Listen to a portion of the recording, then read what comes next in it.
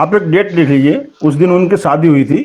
ये मेल का चार्ट है, अभी जो हम बता रहे हैं वो मेल का चार्ट है, आप नोट कर लें। और उसकी शादी हुई थी, आप एक डेट लिख लीजिए, 25/11/2016। इस दिन उनकी शादी हुई थी, उस दिन का आपको चार्ट बनाना है। और उनकी बुध की महादशा और सूर्य की अंतरदशा चालू थी उस समय, वो भी आप नोट कर लें खाली। तो ये लग्न चार्ट है। अभी उनकी मैरिज का डेट मैंने आपको बताया 25/11/2016। टाइम सुबह 8 बजे का डाल देना। ये भी अहमदाबाद से ही है? ये अहमदाबाद से है। हाँ, अभी मैं यहाँ गोचर का टाइमिंग से आपको बना, ये टाइमिंग देख लेना। मेरे पास सॉफ्टवेयर है तो मैं इस तरह से डायरेक्ट ले लेता हूँ। आप एस्ट्रो सेज में भी बना सकते हैं। पहले उसकी लग्न कुंडली बनानी है, जिसकी भी जातक की हो, फिर उस दिन का, जिस दिन की घटना घटित हो रही है उस दिन का आपको चार्ट बनाए।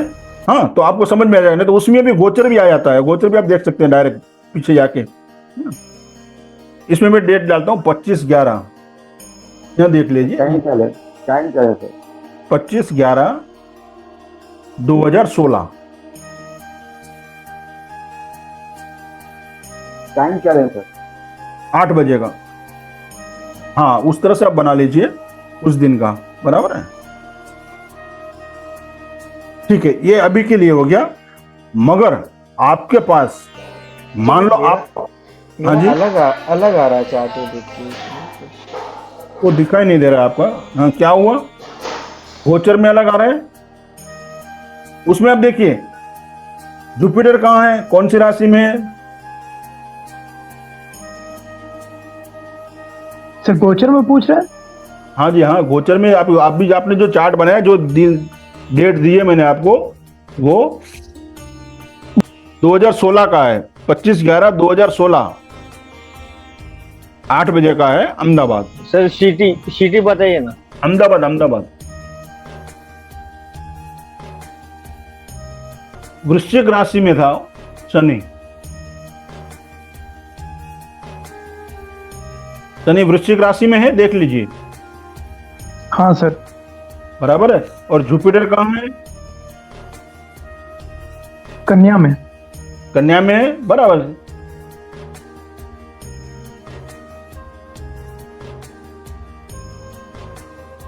विकास जी, कंफ्यूजन है कुछ आपको? सर मेरा चार्ट ही ठीक नहीं बन रहा, पता नहीं कुछ प्रॉब्लम। नहीं, चार्ट आपका सही है।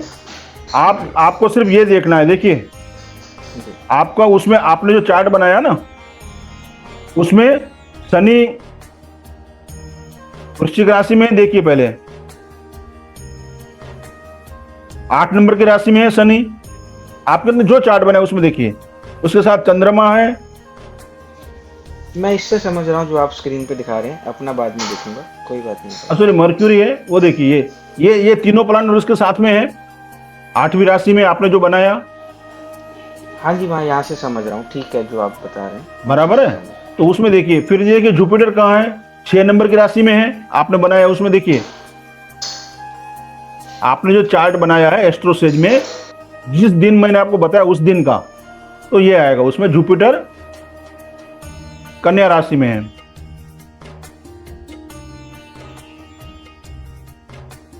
तो शादी के लिए हमारा नियम क्या कहता है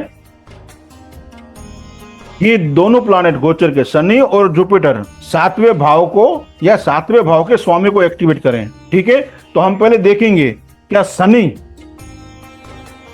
गोचर का शनि कहां पर है? यहां पर है, देखिए 11 मून को एक्टिवेट कर रहा हूं। बराबर है, यहां पे है। तो क्या वो 7वें भाव को एक्टिवेट कर रहा है? यहां देखिए, पहले डायरेक्टली ये काउंट करेंगे, 1 2 3 4 5 6 7 8 9 10। तो इस तरह से दृष्टि से नहीं कर रहा है वो, मगर यहां देखिए चंद्रमा को एक्टिवेट कर रहा है। वो चंद्रमा को एक्टिवेट किया ना, तो चंद्रमा की राशि कहां है? सातवां। तो इस तरह से उसने 7वें भाव को एक्टिवेट कर दिया। ये समझ में आया इतना? अभी हम जुपिटर को देखेंगे। जुपिटर कहां है गोचर का? 9वें में। 9वें भाव में। उसके साथ कौन बैठा है? देखिए गोचर का चंद्रमा। हाँ जी। हाँ, और इस तरह से पहले आप इस तरह से भी काउंट करना बेसिक में, 1 2 3 4 5 6 7 8 9, तो दृष्टि से तो ये सातवें भाव को एक्टिवेट नहीं कर रहा है, और जुपिटर यहाँ है समझो गोचर का, 1 2 3 4 5वीं दृष्टि उसकी यहाँ आ रही है, तो इस तरह से वो एक्टिवेट नहीं कर रहा है। मगर गोचर का चंद्रमा और जुपिटर की युति यहाँ बन रही है, देखिए। तो जो यहाँ कौन सी राशि है, चंद्रमा की है,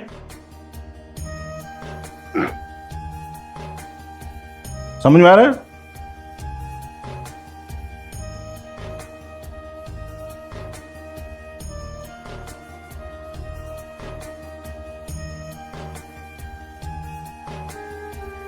गोचर के चंद्रमा के साथ है इसकी युति, तो इस तरह से 7वां को जुपिटर भी एक्टिवेट कर रहा हाँ है। हाँ, ये सप्तमेश हो गया ना चंद्रमा, तो चंद्रमा को तो इसने एक्टिवेट कर ही दिया शनि ने, और जुपिटर के साथ उसकी युति है, तो इस तरह से दोनों प्लैनेट ने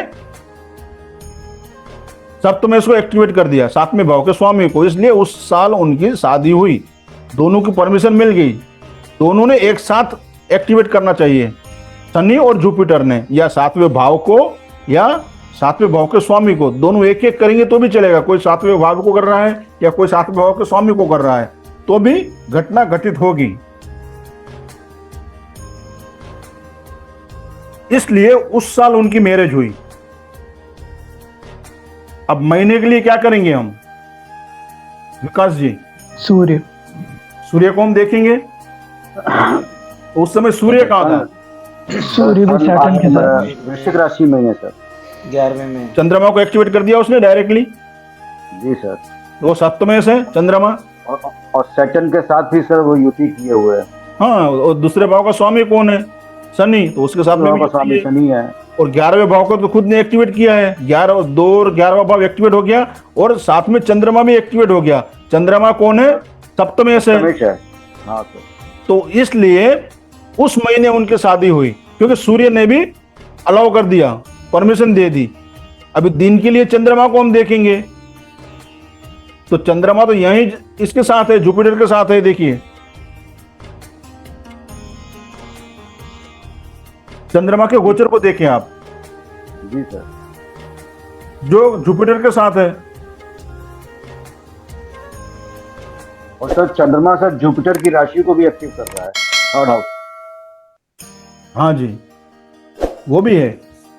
हाँ सर, तो जुपिटर मतलब जुपिटर की राशि भी एक्टिव हो रही है, तो जी। थर्ड हाउस का प्रॉमिस भी हो गया सर, वो तो पूरा प्रॉमिस, कंप्लीट प्रॉमिस हो गया। तो समझ में आया आपको?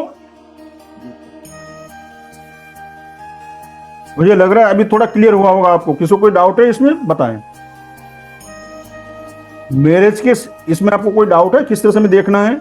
मैरिज के लिए हमें सातवें भाव को देखना है, सातवें भाव को देखना है। जी, थोड़ा क्लियर हुआ ना क्लियर? अभी आप इसका जब प्रैक्टिस करोगे ना अपने चार्ट पे, अपने फैमिली के लोग चार्ट पे, 10-15 चार्ट एटलीस्ट आपको करना है। फिर आपको कुछ भी कंफ्यूजन है, समझ नहीं आता, तो ग्रुप में डालें, ग्रुप में जवाब मिलेगा। लाइक आपने जो पीडीएफ भेजते हैं, लाइक इसका भी नियम का पीडीएफ भेजेंगे आप? नहीं, नियम का इसी में आ जाएगा, गोचर में आ जाएगा, उसका कोई पीडीएफ नहीं है। ये रिकॉर्डिंग है, पूरा आपके पास होगा, आप उसका नोट बना सकते हैं। Okay sir. गोचर में सर किसकी शादी कब होगी या घटना कब घटित होगी, इसके लिए तो पता नहीं सर, पर कितने गोचर बनाने पड़ेंगे सर?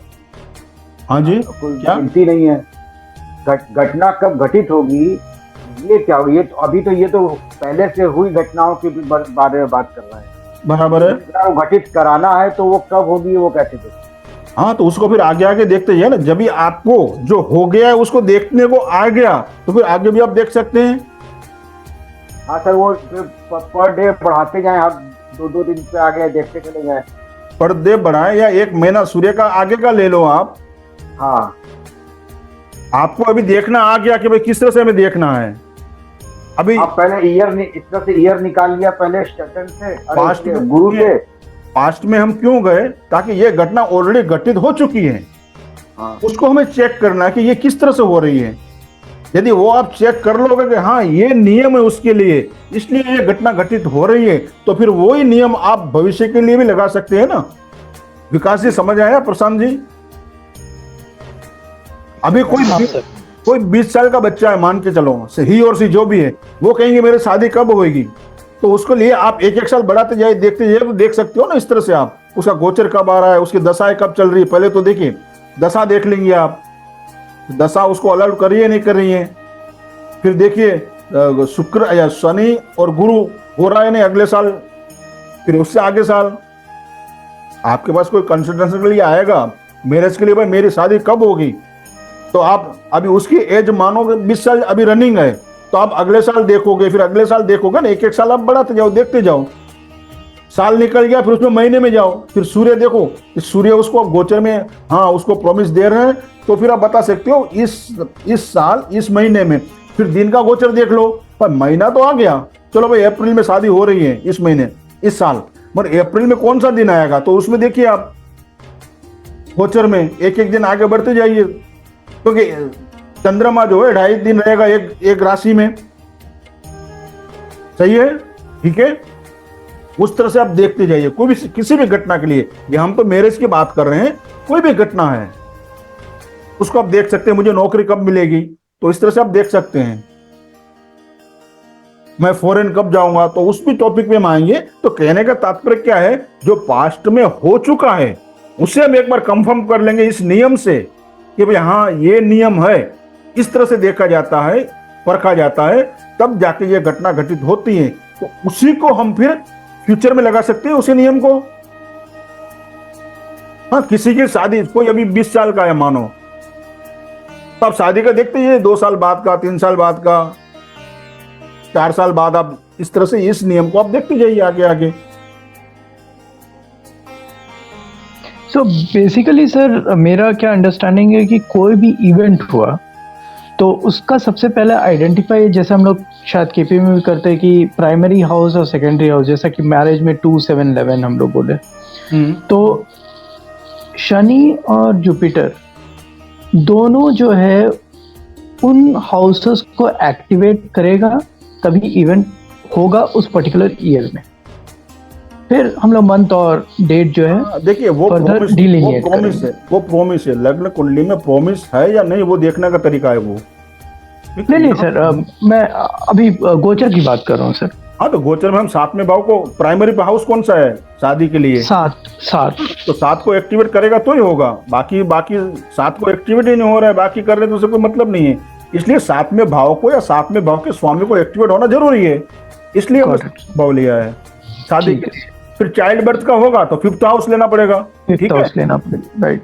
सेकंड चाइल्ड के लिए फिर 7वां भाव आप ले सकते हो, 7वां फिर लेना पड़ेगा, राइट। थर्ड चाइल्ड के लिए 9वां भाव, इस तरह प्राइमरी जो हाउस है उसका होना जरूरी है वहाँ। क्लियर है सर, समझे आप? क्लियर है सर। अब डिजीज के लिए हम लेंगे क्रोनिक के, तो उसमें आप 8वां भाव होना जरूरी है। 8वां भाव यदि एक्टिव होता है तो ही वो होंगे ना सर। लेकिन एक मुझे ये चीज समझ में नहीं रही कि सिर्फ 7वां ही देखना है या साथ में एटलीस्ट हम लोग को 11 भी चाहिए, बिकॉज 11 तो हम लोग डिजायर फुलफिलमेंट बोलते हैं, तो वो भी एक्टिव होना चाहिए ना सर, तभी जाके होगी, राइट। देखिए प्रोमिस में तो ये आता है, जैसे आप केप की बात करें 2, 7, 11 में से कोई भी एक भाव है तो आपको प्रॉमिस हो गया, हाँ प्रॉमिस आ जाती है, राइट सर। यहाँ हम प्राइमरी की बात करें, प्राइमरी हाउस जो भी एक्टिवेट करता है गोचर का प्लानेट और दशानाथ, तो ही वो घटना घटित घटेगी, ठीक है सर। इसलिए नियम ये है उसका कि 7वां भाव या 7वें भाव का स्वामी, ठीक है सर, सप्तम से वो एक्टिवेट होना चाहिए, ठीक है, ठीक है सर, ठीक है सर। आगे बढ़े। हाँ सर। आई थिंक मुझे लगता है शादी के चैप्टर में आपको समझ में आ गया होगा। फिर भी अपने चार्ट पे लगाना, 2-3 चार्ट में, फिर भी समझ में किसी को ना आए तो ग्रुप में प्रश्न डाल देना और वो चार्ट भी डाल देना साथ में, ताकि सबको जवाब मिले और सब उसमें थोड़ा एक्सरसाइज भी करें अपने अपने हिसाब से। मैं तो जवाब दूंगा ही, पर सब थोड़ा प्रैक्टिस करें उसमें, ठीक है। और ये देखिए ऑन गोइंग प्रोसेस है, एक दिन आप 4 दिन 5 दिन में हमने क्लास कर लिया छोड़ दिया, ऐसा नहीं है, ऑन गोइंग प्रोसेस, आपको चालू रखना पड़ेगा, ये सब सीखना पड़ेगा। फिर समझ में नहीं आता है, फिर आप आपका प्रश्न डालें ग्रुप में, उसका जवाब मिलेगा आपको। सब लोग उसमें मेहनत करना है, सबको देखना है, समझे आप। ये देखिए एस्ट्रोलॉजी हमेशा एक बार पढ़ लिया हो गया, ऐसा नहीं है, ये ऑन गोइंग प्रोसेस सब चलते रहेगा, जब तक हम मरेंगे तब तक ये चालू रहेगा, समंदर है ये, कभी इसका एंड नहीं होता है। आप अपने हिसाब से चालू रखें इसको। हाँ ये मैं आपको तो देखिए 5 दिन में मैं आपको कुछ इंपॉर्टेंट नोट दे सकता हूँ, मेथड बता सकता हूँ, रीत बता सकता हूँ, रूल्स बता सकता हूँ, फिर उसको हमें कंटिन्यू प्रैक्टिस में लाना है। ठीक है, आप ग्रुप में डालते रहना, कुछ समझ में ना आए तो ग्रुप में वो चार्ट डालना, डिटेल डालना, फिर सब लोग उस पर मेहनत करेंगे। मैं भी आपको जवाब दूंगा, जो जानते हैं वो भी जवाब देंगे, ताकि सबकी प्रैक्टिस हो। टॉपिक अलग अलग हो सकते हैं, आज मैरिज का है, कल डिवोर्स का भी आएगा, फिर चाइल्ड बर्थ का है, वो सब आएंगे। ठीक है।